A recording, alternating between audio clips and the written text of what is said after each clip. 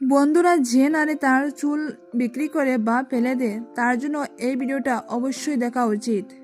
এই ভিডিওটি একবার দেখুন, তাহলে আপনি নতুন কিছু জানতে পারবেন, নতুন কিছু শিখতে পারবেন। বন্ধুরা, আপনি যদি একজন মহিলা হন এবং লম্বা চুল রাখতে পছন্দ করেন, তাহলে বলুন আপনি আপনার চুল আঁচড়ানোর পর পড়ে যাওয়া চুলগুলো কি করেন? আপনিও কি অন্যদের মতো চুল বিক্রি করেন, না এখানে সেখানে ফেলে দেন? বন্ধুরা, আপনি যদি এরকম করে থাকেন তাহলে আপনি অনেক বড় ভুল করেন। এর ফলেই আপনি আপনার জীবনে অনেক সমস্যা ডেকে আনছেন। বন্ধুরা, আপনি কি সবসময় শারীরিকভাবে অসুস্থতা থাকেন? কেউ কি আপনার উপরে তন্ত্রবিদ্যা করে আপনাকে তাদের নিয়ন্ত্রণে রেখেছে, নাকি নেতিবাচক শক্তির কারণে আপনি সব সময় রেগে থাকেন এবং বিরক্ত হন, নাকি নানান ধরনের আর্থিক ও মানসিক সমস্যায় ভুগছেন? বন্ধুরা, চুল বিক্রি করলে কি হয়, চুল এখানে সেখানে ফেললে কি হয়, এই সমস্ত প্রশ্নের উত্তর জানতে হলে আপনি ভিডিওটি অবশ্যই শেষ পর্যন্ত দেখুন। আর যদি ভিডিওটি ভালো লেগে থাকে তাহলে অবশ্যই একটি লাইক করবেন এবং চ্যানেলটি সাবস্ক্রাইব করে আমার পাশে থাকবেন। তাহলে চলুন আসল ভিডিওতে প্রবেশ করা যাক। বন্ধুরা, মূল আলোচ্য বিষয়ে প্রবেশ করার আগে একটাই কথাই বলবো, কমেন্ট বক্সে লিখবেন জয় শ্রীকৃষ্ণ, রাধে রাধে। বন্ধুরা, আপনারা কি জানেন কোন বাড়িতে কন্যা সন্তান হয়? কোন বাড়ির চয়ন করেন ভগবান কন্যা সন্তানের জন্য? এছাড়াও বন্ধুরা, আপনার যদি অল্পতেই চোখে জল চলে আসে বা অল্পতেই আপনি যদি রেগে যান, বা কেউ রেগে গেলে পুরো বাড়ি চিৎকার করে মাত করে তুলে, বা এমন কোনো মানুষকে আপনি জানেন যে অল্পতেই কেঁদে ফেলে, তাহলে আজকের এই ভিডিওটি অবশ্যই পুরোটা দেখুন। বন্ধুরা, আজকের এই ভিডিওটিতে এমন কিছু গুরুত্বপূর্ণ বিষয় নিয়ে আলোচনা করব যা আপনাদের জীবনে অনেক কাজে লাগবে এবং যা পুরুষ ও নারী সবারই জানা উচিত। বন্ধুরা, এই সৃষ্টি নির্মাণ ভগবান একদিনই করেছিলেন, কিন্তু নারীকে নির্মাণ করতে ব্রহ্মাজির 7 দিনেরও বেশি সময় লাগে। তাই নারীর সৃষ্টি কিভাবে হলো, কেন নারীর সৃষ্টির সময় ব্রহ্মাজি ঘাবড়ে যান, এমন কি হয়েছিল নারীর সৃষ্টির সময়, আজকের এই ভিডিওটিতে বন্ধুরা আমরা বিস্তারিত জানব। বন্ধুরা, আপনারা সবাই জানি যে নারীদের বোঝা অনেক কম হয়, যে নারীদের বোঝা এত সহজ নয়, কারণ যেখানে ভগবানই বুঝতে পারেন না, যদি নারী নিজের জেদে আটকে যায় তাহলে সারা দুনিয়া একদিকে আর নারী একদিকে। তাই নারীকে নির্মাণ করতে ব্রহ্মাজির 7 দিনেরও বেশি সময় লাগে, কিন্তু তাও তার রচনা সম্পূর্ণ হয়নি। ধৈর্য হারিয়ে দেবদূতরা বলেন, হে ভগবান, যে আপনি অনন্ত ব্রহ্মাণ্ডের রচনা করেন এবং যা মাত্র কিছুক্ষণে রচনা করেছেন, কিন্তু আপনি নারী রচনা করতে কেন এত সময় লাগাচ্ছেন? তখন ব্রহ্মাজি বলেন, এই রচনাটি অত্যন্ত গুরুত্বপূর্ণ এবং চমৎকারী রচনা, এই জন্যই আমার এই রচনা করতে এত সময় লাগছে। এই রচনা আমার এতটাই অদ্ভুত যে খারাপ থেকে খারাপ সময়েও নারীরা সবাইকে খুশি রাখতে পারে। সে পরিবারকে খারাপ সময়েও শক্তি প্রদান করে। সে একসাথে অনেক ধরনের কার্য একসঙ্গে করতে পারে। ক্লান্ত হয়ে যাওয়ার পরেও সে পরিবারের সমস্ত দায় দায়িত্ব, স্বামীর সেবা, মাতা পিতার সেবা সব কিছুই পালন করেন। আর আমাদের প্রত্যেকের মাই তার উদাহরণ। অসুস্থ হলেও নিজের কথা ভাবে না।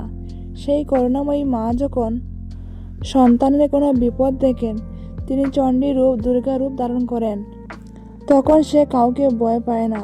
এই কথা শুনে দেবতারা ভয় পেয়ে যায় আর ব্রহ্মাজিকে জিজ্ঞাসা করেন, হে প্রভু, এত কাজ কি নারীরা শুধু 2 হাতেই করবে?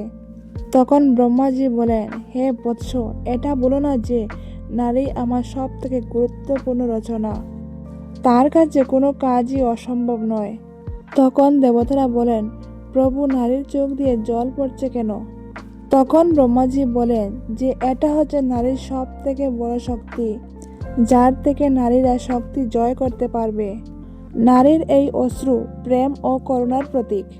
তখন দেবতারা বলেন, কি অদ্ভুত রচনা প্রভু আপনার, এর মধ্যে কোনো কিছুরই কমতি নেই। তখন ব্রহ্মাজি বলেন, না বৎস, এর মধ্যে একটি কমতি রয়েছে, আর তা হলো যে নারীরা কখনো নিজেদের গুরুত্ব বুঝবে না। সে অন্যের মতন হওয়ার চেষ্টা করবে, তাই তার দুঃখের কারণ হবে। বন্ধুরা, হিন্দু ধর্মের নারীকে দেবীর অংশ বলে মনে করা হয়। একজন নারী বাড়ির অন্নপূর্ণা ও সাক্ষাৎ মা লক্ষ্মীর অংশ হয়। নারী ছাড়া কোনো বাড়ি সম্পূর্ণ হয় না। এই সৃষ্টি চালিয়ে রাখতে নারী বড় ভূমিকা পালন করে। তাই বন্ধুরা, আমাদের জেনে রাখা দরকার যে নারীর কোন অঙ্গটি ভুলেও স্পর্শ করতে নেই, নইলে আপনি বরবাদও হতে পারেন। হ্যাঁ বন্ধুরা, আপনারা নিশ্চয়ই অবাক হচ্ছেন, কিন্তু এটাই সত্য। বন্ধুরা, শাস্ত্র মতে নারীর এই অঙ্গটি ছুঁলে বরবাদ হয়ে যাবেন। কি আছে এই অঙ্গে, শুনলে চমকে উঠবেন। বন্ধুরা, হিন্দু ধর্ম অনুসারে যে বাড়িতে নারীদের সম্মান করা হয় সেই বাড়িতেই লক্ষ্মীর বাস হয়। সেই বাড়িতে কখনো আর্থিক অভাব অনটন আসে না। কিন্তু যে বাড়িতে একজন নারী বিনা কারণে চোখের জল ফেলে, সেই বাড়িতে কখনো মা লক্ষ্মীর বাস হয় না। আজ নয়তো কাল সেই বাড়িতে দুঃখ, কষ্ট, অর্থের অভাব এইসব লেগেই থাকবে। কিন্তু এটাও সত্য বন্ধুরা, যে সব মহিলারা গুণবান ও ভাগ্যবতী হয় না। যেমন এই সৃষ্টিতে পজিটিভ নেগেটিভ দুটোই রয়েছে, ঠিক তেমনই সৃষ্টিতে ভালো মন্দ, নারী পুরুষ সব কিছুই আছে। তাই যদি কোনো নারী কোনো বিনা কারণে কাউকে কাঁদায়, তাহলে তাকেও কিন্তু এর ফল ভোগ করতে হবে। তাই বন্ধুরা, চলুন এবার আমরা জেনে নেই যে সমুদ্র শাস্ত্র অনুসারে সুভাগ্যবতী নারী কারা, আর কেন আমাদের নারীর এই অঙ্গ ছুঁতে নেই। বন্ধুরা, যে নারী সবার সাথে ভালো ব্যবহার করে, ঈশ্বরের পুজো আরাধনা করে, নিজের কর্তব্য ঠিকমতো পালন করে, জীবনে যত বড় সমস্যা আসুক না কেন নিজের ধৈর্য কখনোই হারায় না, এমন নারীকেই বন্ধুরা সুভাগ্যবান স্ত্রী বলা হয়। সাথে সাথে বড়দের সেবা করা, ছোটদের ভালোবাসা, সর্বদাই দান পূর্ণ করা, ভুল হলে সঙ্গে সঙ্গে ক্ষমা করে দেওয়া, বুদ্ধিমান ও করুণাময়ী স্ত্রীকে গুণবান স্ত্রী বলা হয়। কারণ এমন স্ত্রীর মধ্যে মা লক্ষ্মীর গুণ রয়েছে। সেই নারী যা জিনিসে হাত দেবে তাতেই সে সফলতা প্রাপ্তি করবে। তাই এমন নারীকে বন্ধুরা ভুল করেও কখনো কষ্ট দিবেন না। যাই হোক বন্ধুরা, তাহলে চলুন আমরা এবার জেনে নেই যে সমুদ্রশাস্ত্র অনুসারে নারীদের কোন অঙ্গটি ছুঁতে নেই। বন্ধুরা, আপনারা সবাই জানি যে ভগবান বিষ্ণুর নাভি থেকে ব্রহ্মাজির উৎপত্তি হয়। এছাড়াও প্রত্যেক মানুষের নাভিতে রয়েছে কুণ্ডলিনীর শক্তি, যাকে আদি শক্তি বলা হয়। যখন একজন নারী মা হন, তখন মায়ের নাভির সঙ্গে বাচ্চারও নাভির যোগ থাকে। তাই প্রত্যেক নারীর নাভিতে রয়েছে মা কালীর অনন্ত শক্তি। তাই কাম বাসনায় জড়িয়ে কখনোই কোনো পরিস্থিতিতে নারীর নাভিকে স্পর্শ করতে নেই। এছাড়াও বন্ধুরা, সায়েন্স বলছে যে নাভিতে আমাদের নানা রকমের জীবাণুর বাস হয়। তাই নাভিতে আমাদের সহজে হাত দিতে নেই। কিন্তু বন্ধুরা, আপনারা কি জানেন যে কন্যা সন্তান কার বাড়িতে জন্ম নেয়? কার বাড়ি নির্ধারণ করেন ভগবান কন্যা সন্তানের জন্য? বন্ধুরা, আপনারা তা শুনলে চমকে উঠবেন। আসলে বহু মানুষই জানেন না যে কন্যা সন্তান আমাদের বহু পুণ্যের ফলে আমাদের ঘরে জন্ম নেয়। তারা ভাবে যে কন্যা সন্তান জন্ম নিলে তাদের বংশের উন্নতি হয় না। কিন্তু বন্ধুরা, এটি শুধু মূর্খতা। কারণ মেয়েদের জন্ম যার তার বাড়িতে হয় না। যাদের বাড়িতে কন্যা রূপে মা লক্ষ্মী আসেন তারা খুবই ভাগ্যশীল।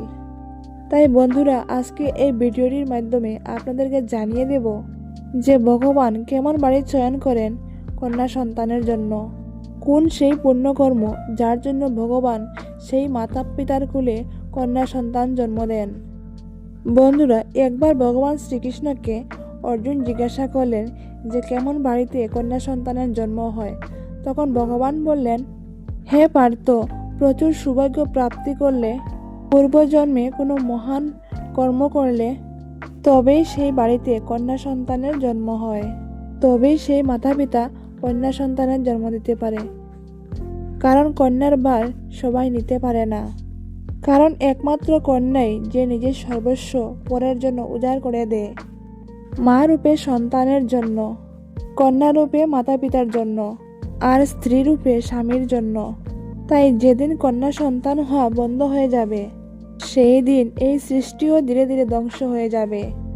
বন্ধুরা, আপনারা হয়তো শুনেছেন যে পুত্র বাড়ির মুখ উজ্জ্বল করে, কিন্তু বন্ধুরা, কন্যা এমন এক সন্তান যে দুই বাড়ির মুখ উজ্জ্বল করে। এক, তার নিজের বাড়ি মানে মাতা পিতার বাড়ি, আর দুই, তার শ্বশুর বাড়ি। তাই যখন ব্রহ্মাজি নারী রচনা করছিলেন, তখন ব্রহ্মাজি অবাক হয়ে যান, কারণ সৃষ্টির মধ্যে সব থেকে সুন্দর ও জটিল রচনা হচ্ছে নারী। তাই ব্রহ্মাজি নারদকে বলছেন যে নারী আমার সব থেকে গুরুত্বপূর্ণ রচনা। নারীর কাছে কোনো কিছুর কমতি নেই, নারীর কাছে কোনো কাজই অসম্ভব নয়। সে চণ্ডী রূপ ধারণ করে অসুরের বিনাশ করতে পারে, আবার লক্ষ্মী রূপ ধারণ করে সে বাড়ির কল্যাণও করতে পারে। তাই বন্ধুরা, আপনারা অনেকে জানেন না হয়তো যে যদি পুত্র সন্তান না থাকে, তাহলে পুত্রবধূ বা কন্যাও তার শ্রাদ্ধ আদি কার্য সম্পাদন করতে পারে।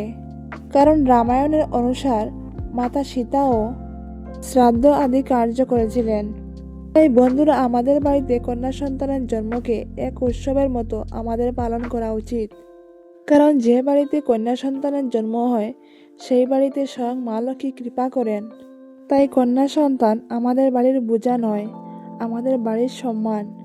যখনই নারীদের সাজসজ্জা নিয়ে কোনো কথা হয়, তখনই হিন্দু ধর্মের সমুদ্র শাস্ত্র গ্রন্থে নারী সম্পর্কে অনেক কথা বলা হয়েছে, যেখানে নারীদের আচার আচরণ থেকে শুরু করে সাজসজ্জা পর্যন্ত প্রত্যেকটি বিষয়ে গুরুত্বপূর্ণভাবে লেখা হয়েছে। নারীর শুভ অশুভ লক্ষণ। নাম্বার 1, যে মহিলার কপাল লম্বা, এমন মহিলা তার শ্বশুরবাড়ির জন্য অশুভ। যে মহিলার কোমর বাড়ি, এইসব মহিলারা যা খুশি তাই করেন এবং কারোর কথা শুনেন না। নাম্বার 3, যদি একজন মহিলা হাঁটার সময় তার পা দিয়ে ধুলো উড়িয়ে হাঁটেন, এমন মহিলারা পরিবারের ধ্বংসের কারণ হয়ে দাঁড়ান। যেসব মহিলাদের কানে প্রচুর চুল থাকে, এইসব মহিলারা ঘরের ঝগড়ার কারণ হয়ে থাকেন। সমুদ্র শাস্ত্রে কথিত আছে যে নারীকে দেবী লক্ষ্মীর রূপ বলা হয় এবং নারীর চুল দেবী লক্ষ্মীর প্রতীকও বলে মনে করা হয়। চুল শুধুমাত্র যে নারীর সৌন্দর্য বৃদ্ধি করে তা নয়, বরং যেসব মহিলার চুল লম্বা হয়, তারা দেবী লক্ষ্মীর বিশেষ আশীর্বাদও পায়।